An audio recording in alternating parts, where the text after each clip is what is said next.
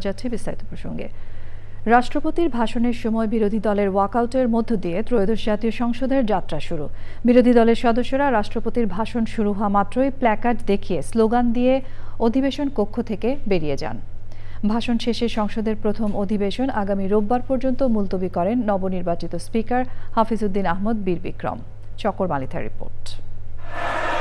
মাননীয় সদস্যবৃন্দ, প্রথম দিনই সংসদীয় উত্তাপ দেখালো ত্রয়োদশ জাতীয় সংসদ। মাননীয় সদস্যবৃন্দ, দিনের কর্মসূচির সর্বশেষ ছিল রেওয়াজ অনুযায়ী সংসদের প্রথম অধিবেশনে রাষ্ট্রপতির ভাষণ। মহামান্য রাষ্ট্রপতি।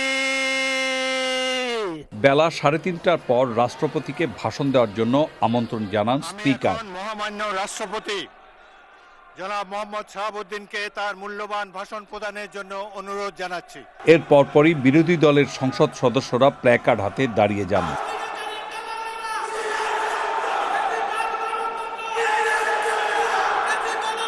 এক পর্যায়ে ওয়াকআউট করেন বিরোধী দলীয় সংসদ সদস্যরা।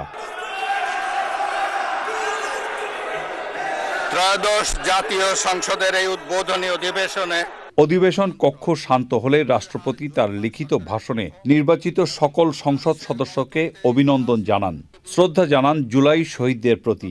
দীর্ঘ 1.5 দশকের ফ্যাসিবাদী শাসনের অবসানের পর একটি শান্তিপূর্ণ, অবাধ, সুষ্ঠু ও নিরপেক্ষ নির্বাচনের মাধ্যমে নির্বাচিত প্রতিনিধিদের নিয়ে এই মহান জাতীয় সংসদের যাত্রা শুরু হয়েছে।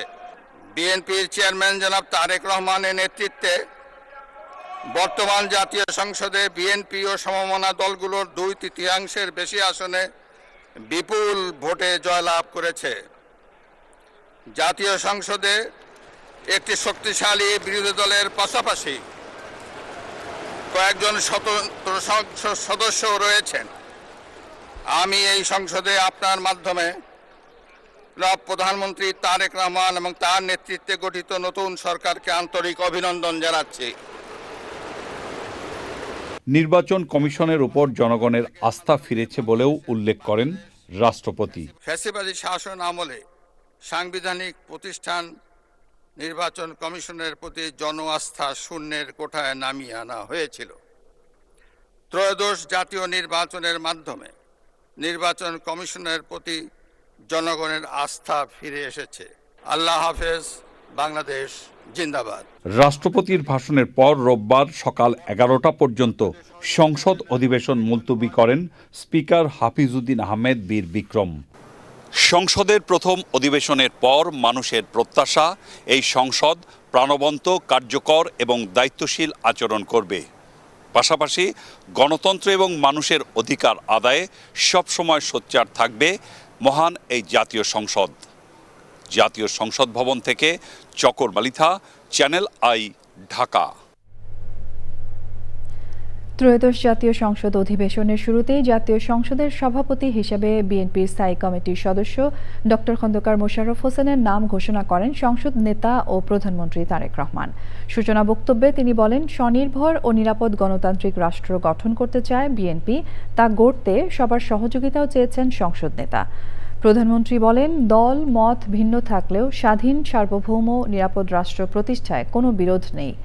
মহান জাতীয় সংসদকে কার্যকর করে জাতীয় সমস্যা সমাধানের কেন্দ্রবিন্দুতে পরিণত করার প্রত্যাশা ব্যক্ত করেছেন সংসদ নেতা ও প্রধানমন্ত্রী তারেক রহমান। রাহুল রায় রিপোর্ট। বেলা 11টায় ত্রয়োদশ জাতীয় সংসদ অধিবেশন শুরুর আগেই জাতীয় সংসদ ভবনে আসেন সংসদ নেতা ও প্রধানমন্ত্রী তারেক রহমান। সে সময় জাতীয় সংসদে এক আবেগঘন মুহূর্তের সাক্ষী হলেন দেশবাসী। 3 বারের প্রধানমন্ত্রী মা সদ্য প্রয়াত বেগম খালেদা জিয়া সংসদ নেতা হিসেবে জাতীয় সংসদে যে আসনে বসতেন, প্রথমবার সংসদ সদস্য ও প্রধানমন্ত্রী নির্বাচিত হয়ে সেই আসনে বসলেন ছেলে তারেক রহমান। এ যেন সময়ের এক অদ্ভুত বৃত্ত, মায়ের পথ ধরে ছেলের যাত্রা। এটি শুধু এক প্রজন্মের কাছে আরেক প্রজন্মের দায়িত্ব হস্তান্তরই নয়, এ দৃশ্য রাজনৈতিক উত্তরাধিকার ও সংগ্রামের প্রতীক। সূচনা বক্তব্যেও গণতন্ত্রের জন্য সংগ্রাম করা সবাইকে গভীর শ্রদ্ধার সাথে স্মরণ করেন সংসদ নেতা ও প্রধানমন্ত্রী। 1971 সালে স্বাধীনতা যুদ্ধের থেকে শুরু করে 2024 সালের দেশ এবং জনগণের স্বাধীনতা রক্ষার যুদ্ধ সহ এই পর্যন্ত দেশে গণতন্ত্র এবং মানুষের অধিকার প্রতিষ্ঠার সংগ্রামে যারা শহীদ হয়েছেন, ত্রয়োদশ জাতীয় সংসদ শুরুর এই যাত্রা লগ্নে আমি তাদেরকে কৃতজ্ঞতার সঙ্গে স্মরণ করছি। আপসীর নেতৃত্ব, ব্যক্তিত্ব, স্মরণীয়, বরণীয়, অনুকরণীয় রাজনীতিবিদ মরহুমা খালেদা জিয়াকে গভীর শ্রদ্ধার সঙ্গে স্মরণ করছি।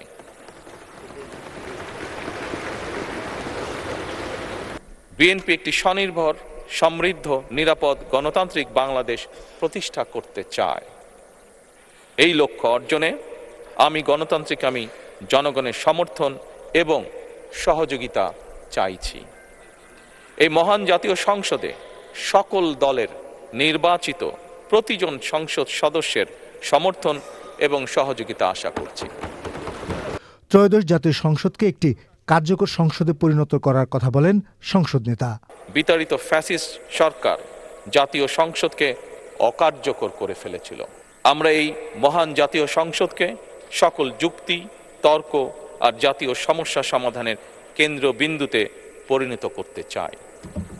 আমাদের দল কিংবা মত কিংবা কর্মসূচি ভিন্ন হতে পারে, কিন্তু তাবেদার মুক্ত, ফ্যাসিবাদ মুক্ত একটি স্বাধীন, সার্বভৌম, নিরাপদ, স্বনির্ভর বাংলাদেশ প্রতিষ্ঠায় আমাদের মধ্যে কোনো বিরোধ থাকতে পারে না, বিরোধ নেই। এই সংসদের সভাপতির নামও ঘোষণা করেন সংসদ নেতা ও প্রধানমন্ত্রী। ১.৫ দশকের ফ্যাসিবাদী এবং তাবেদারি শাসন শোষণের পর জনগণের ভোটে নির্বাচিত প্রতিনিধিদের নিয়ে আজ আমাদের এক বিশেষ পরিস্থিতিতে জাতীয় সংসদের কার্যক্রম শুরু হতে যাচ্ছে। এমন পরিস্থিতিতে আমরা সংবিধান এবং সংসদের কার্যপ্রণালী বিধির বিধান অনুসরণ পূর্বক ত্রয়োদশ জাতীয় সংসদে সভাপতিত্ব করার জন্য আজ আমি প্রবীণ রাজনীতিবিদ এবং 5 বারের মতন নির্বাচিত জাতীয় সংসদ সদস্য জনাব ডক্টর খন্দকার মোশাররফ হোসেনের নাম প্রস্তাব করছি। পরে সংসদ অধিবেশন শুরু হলে শুভেচ্ছা বক্তব্য রাখেন সংসদ নেতা ও প্রধানমন্ত্রী তারেক রহমান। আজকের এই সংসদ বাংলাদেশের জনগণের সংসদ। দেশ এবং জনগণের স্বার্থে আমরা এই সংসদকে অর্থবহ করতে চাই। রাহুল রায়, চ্যানেল আই, ঢাকা। 3 কারণে রাষ্ট্রপতির ভাষণ না শুনে ওয়াকআউট করার কথা জানিয়েছেন বিরোধী দলীয় নেতা ডাক্তার শফিকুর রহমান। তিনি বলেন, সংসদে কোনো অন্যায় বরদাস্ত করা হবে না। বিস্তারিত তাফহিমুল ইসলামের রিপোর্টে। প্রথম দিনই সংসদ থেকে ওয়াকআউট করে সংসদ ভবনের টানেলে সাংবাদিকদের মুখোমুখি হন জাতীয় সংসদের বিরোধী দল। ওয়াকআউট গণতন্ত্রের সৌন্দর্য বলে মন্তব্য করেন বিরোধী দলীয় উপনেতা ডাক্তার সৈয়দ আব্দুল্লাহ মোহাম্মদ তাহের। ওয়াকআউট হচ্ছে গণতন্ত্রের একটা অন্যতম উপাদান এবং এটা একটা বাহু। আমরা গণতান্ত্রিক পদ্ধতি ওয়াকআউট করেছি। চুপ্পুর ভাষণ শেষ হলে যদি সংসদ আরও চলে আমরা সেখানে জয়েন। স্পিকারকে বারবার বলার পরও এমন অবস্থার মুখোমুখি হতে হলো বলে দাবি করেন বিরোধী দলীয় chief whip Nahid Islam. Fascist দোসর রাষ্ট্রপতি যখন বক্তব্য দিতে এসেছেন, আমরা স্পিকারের কাছে বারবার আহ্বান করেছিলাম আমাদের এই বিষয়ে বক্তব্য রয়েছে, সেই বক্তব্য বিরোধী দলীয় নেতা উনি উপস্থাপন করবেন, কিন্তু সেই সময়টা আমাদেরকে দেওয়া হয় না। বিরোধী দলীয় নেতা ডাক্তার শফিকুর রহমান বলেন, 3 কারণেই রাষ্ট্রপতির ভাষণে ওয়াকআউট করেছে বিরোধী দল। আমরা আগামীতে এই সংসদে কোনো অন্যায়কে আমরা বরদাস্ত করব না এবং মেনে নেব না। আমরা জনগণের স্বার্থের পক্ষে লড়াই করে যাব, অধিকারের পক্ষে লড়াই করে যাব। প্রিয় দেশবাসী, আমরা আপনাদের সাথে আসছি, আপনাদের অধিকারের পক্ষে আছি, আপনাদের রায়ের প্রতি আমাদের সম্মান আছে। আমরা আছি আপনাদের সাথে, আপনারাও থাকবেন আমাদের সাথে। বিরোধী দলীয় নেতা বলেন, জনগণের পক্ষে কথা বলতেই সংসদে এসেছেন তারা। রাজপথের আন্দোলন এবং সংসদের বিতর্ক, এই দুইয়ের মধ্যে বিরোধী দল আগামী দিনে কতটুকু ভারসাম্য বজায় রাখতে পারে এবং সরকারি দলের পক্ষ থেকে কতটুকু গঠনমূলক স্পেস পাওয়া যায় তা দেখার জন্য অপেক্ষা করতে হবে আগামী দিনের সংসদ অধিবেশনগুলোতে। তাফহিমুল ইসলাম, চ্যানেল আই, ঢাকা। সহস্র শহীদের রক্তের বিনিময়ে স্বৈরাচারের পতনের পর ১.৫ বছর অন্তর্বর্তীকালীন সরকারের শাসন, তারপর ১২ই ফেব্রুয়ারি জাতীয় সংসদ নির্বাচনের ঠিক ১ মাস পর বসল জাতীয় সংসদের প্রথম অধিবেশন। সংক্ষিপ্তভাবে দেখে নেই সারাদিন কি ঘটল জাতীয় সংসদের প্রথম অধিবেশনের প্রথম দিন, জানাচ্ছেন মির্জা ইমতিয়াজ। সংসদ কক্ষে স্পিকারের আসনটি ফাঁকা রেখে শুরু হয় অধিবেশন। পবিত্র কোরআন তেলাওয়াতের পর বক্তব্য শুরু করেন সংসদ নেতা ও প্রধানমন্ত্রী তারেক রহমান। তাতেই মহান সংসদের সাবেক অধিবেশনে সভাপতিত্ব করার জন্য বর্ষিয়ান সংসদ সদস্য খন্দকার মোশাররফ হোসেনের নাম প্রস্তাব করেন সংসদ নেতা। খন্দকার মোশাররফ হোসেনের সভাপতিত্বে স্পিকার নির্বাচিত হন হাফিজউদ্দিন আহমদ বীর বিক্রম। ডেপুটি স্পিকার হন ব্যারিস্টার কায়সার কামাল। জাতীয় সংসদে রাষ্ট্রপতির দপ্তরে স্পিকার ও ডেপুটি স্পিকারকে শপথ পড়ান রাষ্ট্রপতি। নিরপেক্ষতার জন্য বিএনপির স্থায়ী কমিটি থেকে পদত্যাগের ঘোষণা দিয়ে কার্যক্রম শুরু করেন স্পিকার হাফিজউদ্দিন আহমদ। নতুন স্পিকারকে অভিনন্দন জানিয়ে সংসদ নেতা ও প্রধানমন্ত্রী বলেন, দেশের মানুষ এই সংসদের দিকে প্রত্যাশা নিয়ে তাকিয়ে আছে। জনগণের রক্ত ঋণে সাবেক প্রধানমন্ত্রী বেগম খালেদা জিয়া, ভারতের সাবেক প্রধানমন্ত্রী মনমোহন সিং, ইরানের সর্বোচ্চ নেতা আয়াতুল্লাহ আলী খামেনি ও ৩১ জন সংসদ সদস্যের মৃত্যুতে শোক প্রস্তাব আনা হয়। দর্শক গ্যালারিতে ছিলেন সাবেক প্রধান উপদেষ্টা অধ্যাপক ইউনুস, প্রধানমন্ত্রীর স্ত্রী ডক্টর জুবাইদা রহমান ও মেয়ে জাইমা রহমান। অন্তর্বর্তী সরকারের ১৩৩টি অধ্যাদেশের সবগুলোই সংসদে উত্থাপন করেন আইনমন্ত্রী।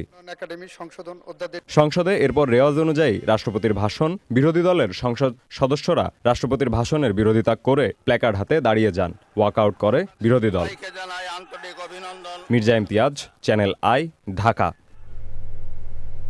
এবারে অন্যান্য সংবাদ। মাটি, পানি, বায়ু, খনিজ, জ্বালানি ও জীববৈচিত্র্যের মতো প্রাকৃতিক সম্পদ মানব সভ্যতার ভিত্তি, কিন্তু আধুনিক যুগে ভোগবাদ, অপচয় ও অসম ব্যবহারের ফলে কমছে প্রাকৃতিক সম্পদ। তবে ইসলামে প্রাকৃতিক সম্পদ শুধু ভোগের বিষয়ই নয়, বরং তা আমানত। সেখানে সম্পদের টেকসই ব্যবহারের যে দর্শন পাওয়া যায় তা বর্তমান বিশ্বের পরিবেশ ও উন্নয়ন সংকটের প্রেক্ষাপটে অত্যন্ত প্রাসঙ্গিক। আফরোজা হাসির রিপোর্ট। ইসলামের মৌলিক ধারণা আসমান জমিন ও এর সম্পদের প্রকৃত মালিক মহান আল্লাহ। মানুষ এই সম্পদের মালিক নয়, বরং আমানতদার। পৃথিবীতে মানুষ মূলত খলিফা বা দায়িত্বপ্রাপ্ত তত্ত্বাবধায়ক। প্রাকৃতিক সম্পদের লাগামহীন শোষণ, পরিবেশ দূষণ কিংবা অপ্রয়োজনীয় ভোগ সবই খিলাফতের দায়িত্বের পরিপন্থী। পরিবেশ, সামাজিক ও অর্থনৈতিক ভারসাম্য বজায় রেখেই প্রাকৃতিক সম্পদের ব্যবহার নিশ্চিতের কথা বলা হয়েছে কুরআনে।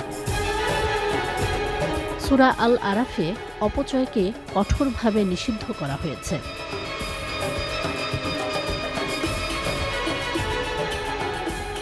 তবে ইসলামের এসব নির্দেশনা না মেনে প্রাকৃতিক সম্পদের অতিরিক্ত আহরণ, ব্যবহার এবং অদূরদর্শী আচরণে বিপর্যস্ত পরিবেশ প্রতিবেশ। এতে জলবায়ু পরিবর্তনের বিরূপ প্রভাবে হুমকিতে খাদ্য ও পানির নিরাপত্তা। ইসলামী নীতি অনুযায়ী পরিমিত ভোগ, ভারসাম্য, ন্যায় বিচার ও ভবিষ্যৎ প্রজন্মের অধিকার রক্ষায় প্রাকৃতিক সম্পদের দায়িত্বশীল ও টেকসই ব্যবহারই হতে পারে আল্লাহর সন্তুষ্টি ও মানবতার টিকে থাকার সেতুবন্ধন।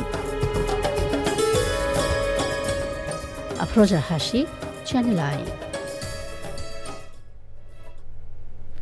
ইসলাম ও প্রাকৃতিক সম্পদের টেকসই ব্যবহার নিয়ে আয়োজন দেখবেন রাত 10:15 প্রকৃতি ও জীবন অনুষ্ঠানে। মোংলা খুলনা মহাসড়কে বাস মাইক্রোবাসের মুখোমুখি সংঘর্ষে 12 জন নিহত হয়েছেন, আহত হয়েছেন 2 জন। দুপুর 3টার কিছু পরে মহাসড়কের গুনাই ব্রিজ এলাকায় ওই দুর্ঘটনা ঘটে। স্থানীয়রা জানায়, মোংলা থেকে ছেড়ে আসা একটি বাস এবং খুলনার কয়রা থেকে মোংলার উদ্দেশ্যে আসা একটি মাইক্রোবাসের সংঘর্ষে এই হতাহতের ঘটনা ঘটে। নিহতদের সবাই মাইক্রোবাসের যাত্রী। নিহত ব্যক্তিরা মোংলা পৌর বিএনপির 8 নম্বর ওয়ার্ডের সভাপতি আব্দুর রাজ্জাকের পরিবারের সদস্য।